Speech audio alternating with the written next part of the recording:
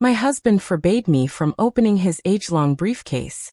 After his death, I opened the bag and saw, for 32 years of marriage, that brown leather briefcase sat in the corner of Harold's study like a silent guardian of secrets I was never meant to know. My husband would carry it to work every single day, clutching the handle with a possessiveness that seemed almost paranoid. When he retired 15 years ago, the briefcase retired with him, finding its permanent home on the top shelf of his closet where it collected dust, but never lost its mysterious importance. My name is Dorothy, and I'm 61 years old now. Harold passed away 6 months ago after a brief but aggressive battle with pancreatic cancer.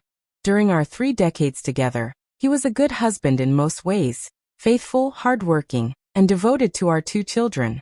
But that briefcase represented the one boundary in our marriage that I was absolutely forbidden to cross. I remember the first time I asked about it, back when we were newlyweds living in our small starter apartment.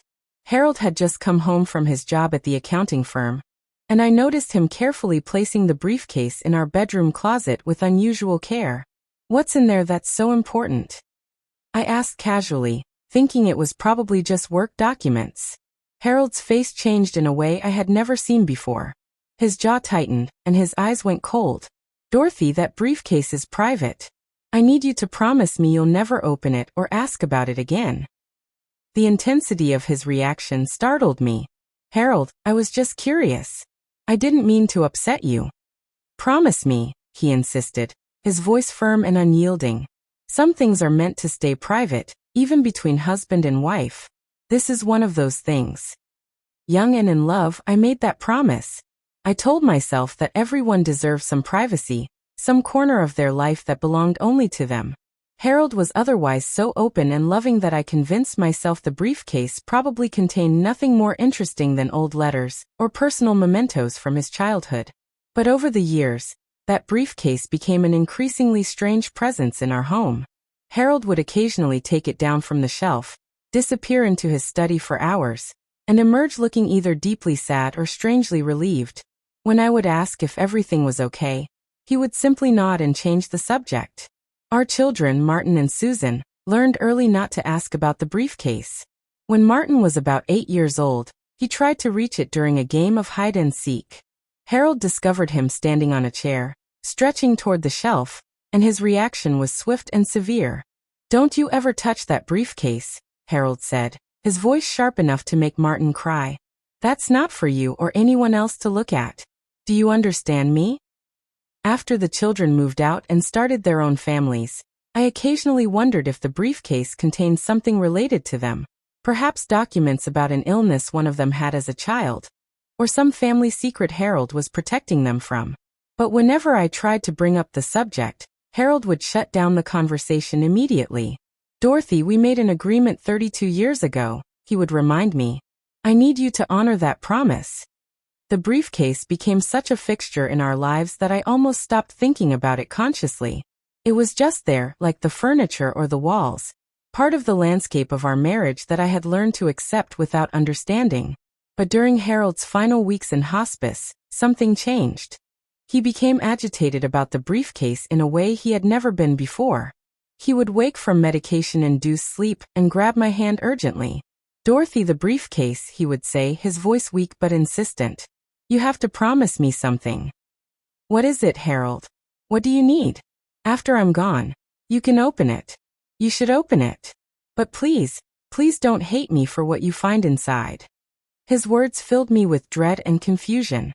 "Harold, whatever's in there, it doesn't matter now. You're my husband and I love you. You need to understand," he whispered, tears forming in his clouded eyes. "I should have told you years ago, but I was too ashamed.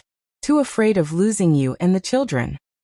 Before I could ask him to explain, the medication pulled him back under, and we never had that conversation again.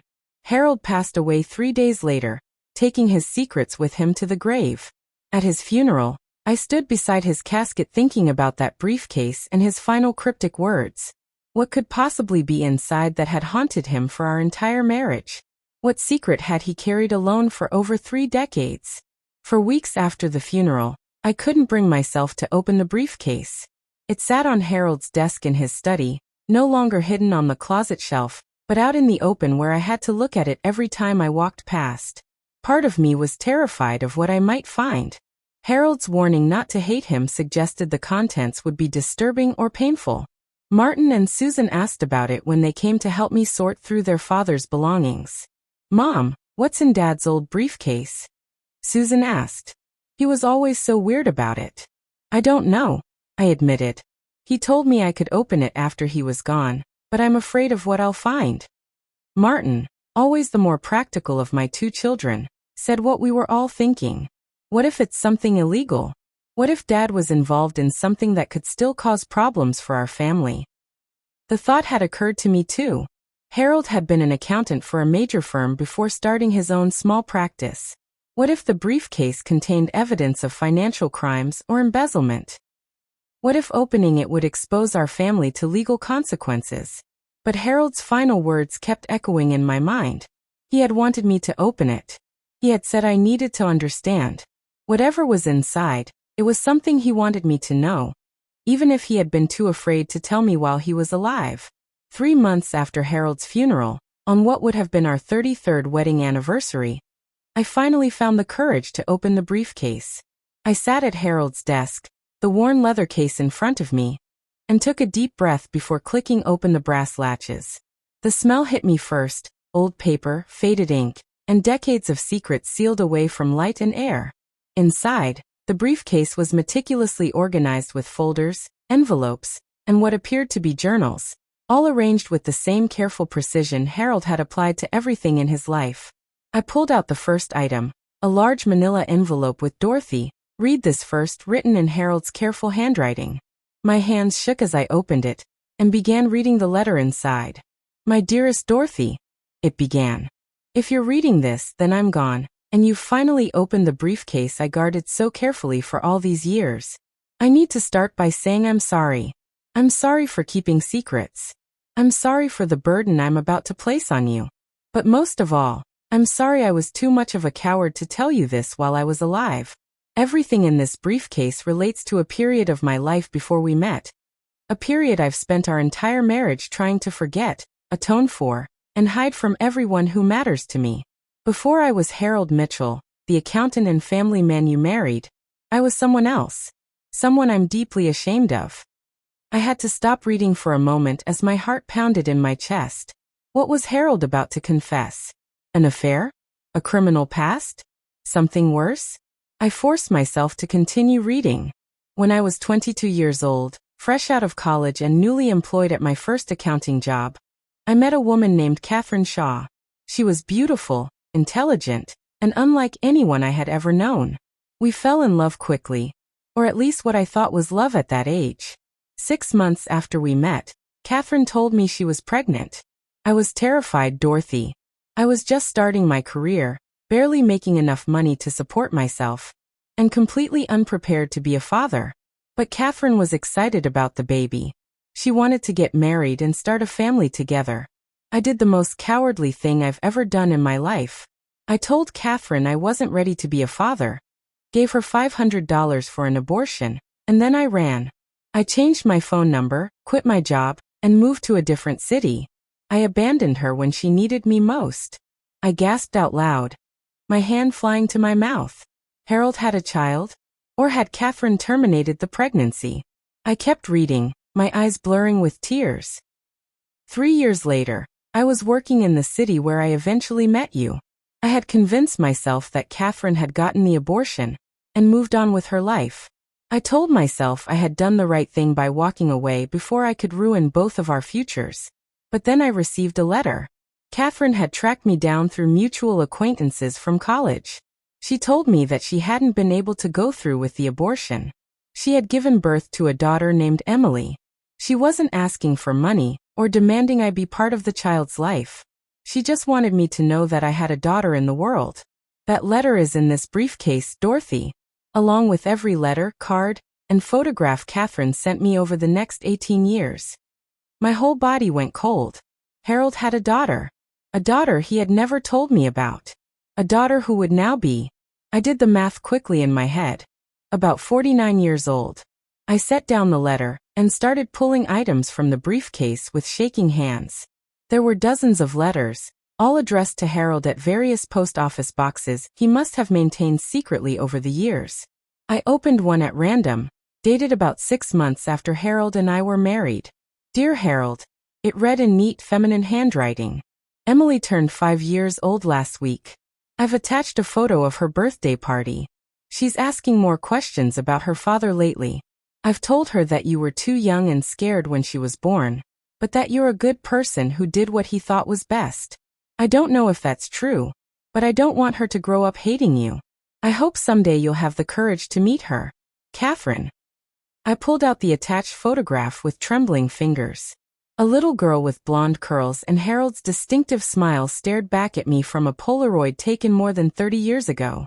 She was wearing a pink dress and holding a doll, her face beaming with childhood joy, completely unaware that her father was receiving this photo in secret while building a new family that knew nothing about her existence. I spent the next 4 hours going through the contents of the briefcase. There were photographs documenting Emily's entire childhood and adolescence.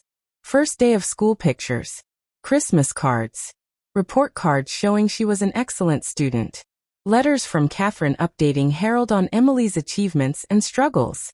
The correspondence painted a picture of a generous, forgiving woman who had raised her daughter alone, but never poisoned Emily against the father who had abandoned them. Catherine had sent updates faithfully for 18 years, always including her return address, always offering Harold the opportunity to be part of Emily's life if he chose to. And Harold had never responded. Not once. He had collected these letters and photographs like some kind of penance, proof of his failure as a father, but he had never found the courage to reach out or acknowledge his daughter's existence.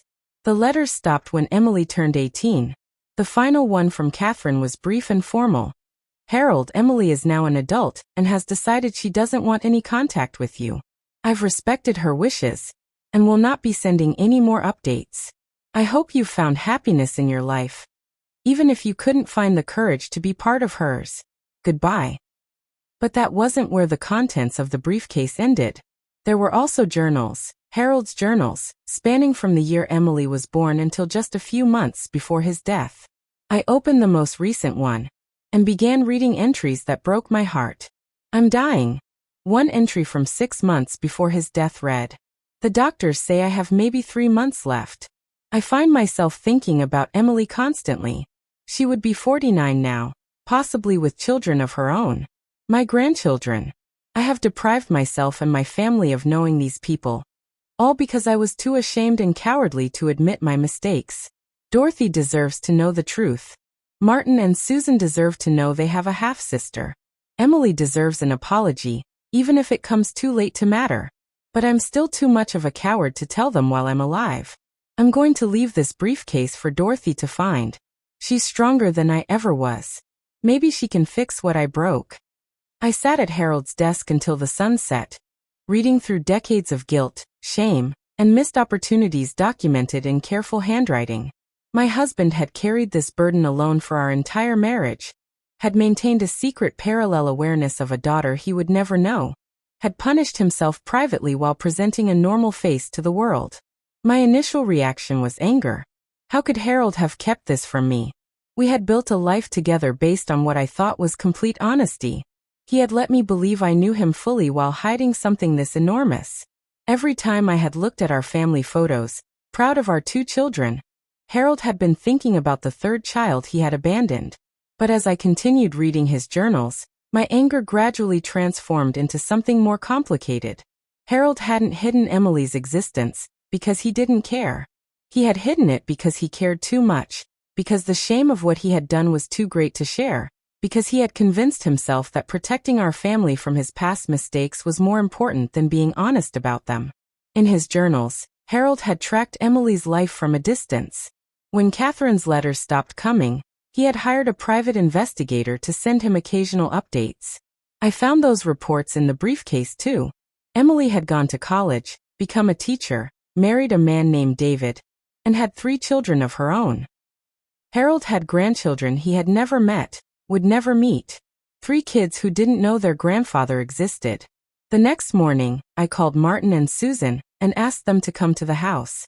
When they arrived, I showed them the contents of the briefcase and watched their faces cycle through the same emotions I had experienced: shock, anger, confusion, and eventually a complicated grief. Dad had another daughter? Susan kept saying, as if repeating it would make it make sense. All this time, we had a sister we didn't know about? Martin was more practical, immediately asking about legal implications, and whether Emily might try to claim part of the inheritance.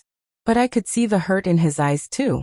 Our family had been revealed as incomplete, a carefully maintained illusion that Harold had orchestrated for decades. What do we do now? Susan finally asked.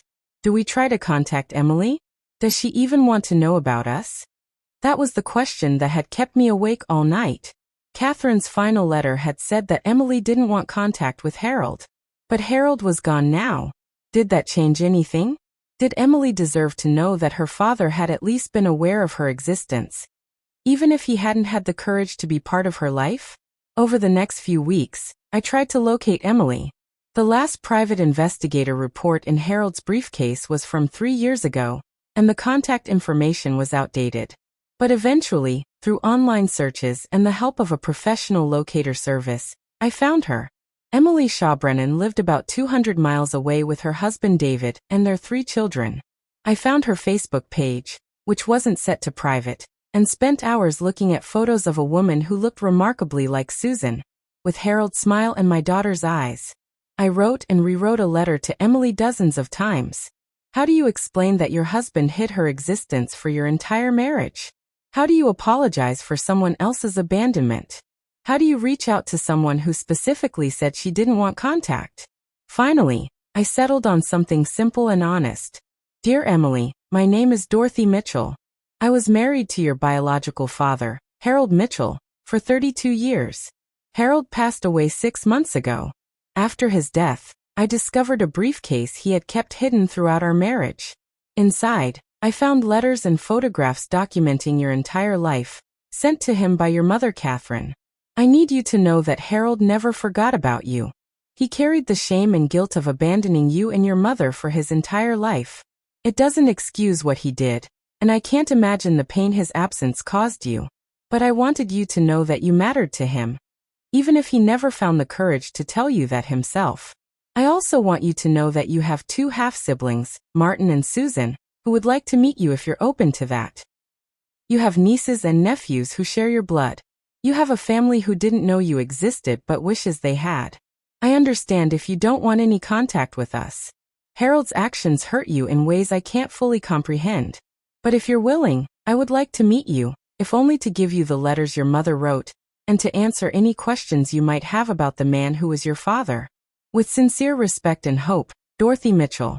I sent the letter along with copies of some of Catherine's early letters and a photograph of Harold, giving Emily the choice about whether to respond. 2 weeks later, my phone rang from an unknown number. When I answered, a woman's voice said quietly, "Mrs. Mitchell, this is Emily. I received your letter." We talked for 3 hours that first conversation. Emily told me about her childhood, about the hole her father's absence had created, about the anger and abandonment issues she had struggled with for years. But she also told me about the healing she had done, the therapy that had helped her process her feelings about Harold, and the good life she had built despite his absence. I stopped wanting to meet him when I turned 18, Emily explained. I had spent my whole childhood hoping he would change his mind, hoping he would show up one day and want to be my dad. When he never did, I had to accept that he wasn't going to be part of my life. I had to let go of that hope to move forward. But now he's gone, I said carefully. Does that change anything? Emily was quiet for a long moment. Maybe. I don't know. I'm curious about my half-siblings. I'm curious about you and why you're reaching out when you didn't have to. I'm not ready to forgive him or pretend he was some kind of secret hero. But maybe I'm ready to know the family I came from. 3 months later, Emily drove to my house with her husband and 3 children. Martin and Susan came with their families too. We spent an awkward but emotional afternoon getting to know each other, finding similarities in mannerisms and features, sharing stories about Harold that painted a fuller picture of who he had been. Emily's oldest daughter, who was 16, looked almost exactly like Susan had at that age. Emily's son had Harold's laugh. Her youngest daughter had the same stubborn streak that Martin's kids had. The genetic connections were undeniable. And despite the complicated circumstances that had brought us together, there was an immediate sense of family. As everyone was leaving, Emily pulled me aside. "Thank you for reaching out," she said. "I spent my whole life angry at my father for abandoning me.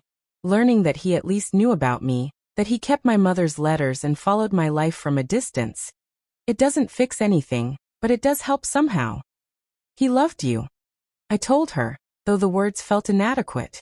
He just didn't know how to show it or how to admit what he had done. He was a coward, and that failure defined his entire life. "I know," Emily said softly. "I could tell from reading his journals that you copied for me. He punished himself more than I ever could have punished him. I'm not sure I can forgive him, but I can try to understand him." Over the past 3 months, Emily has become part of our extended family. We're all still navigating the complicated emotions and dynamics of the situation, but we're trying. The children have accepted each other as cousins with remarkable ease. Martin and Susan have welcomed their half-sister with genuine warmth, despite their mixed feelings about their father's deception. Last week, on what would have been Harold's 73rd birthday, we all gathered at his grave. Emily had never visited before, had never felt any connection to the man buried there. But now, surrounded by the family Harold had hidden her from, she placed flowers on his headstone. "I don't forgive you," Emily said quietly to the grave. "But I'm grateful for the family you inadvertently gave me, and I hope you found some peace before you died."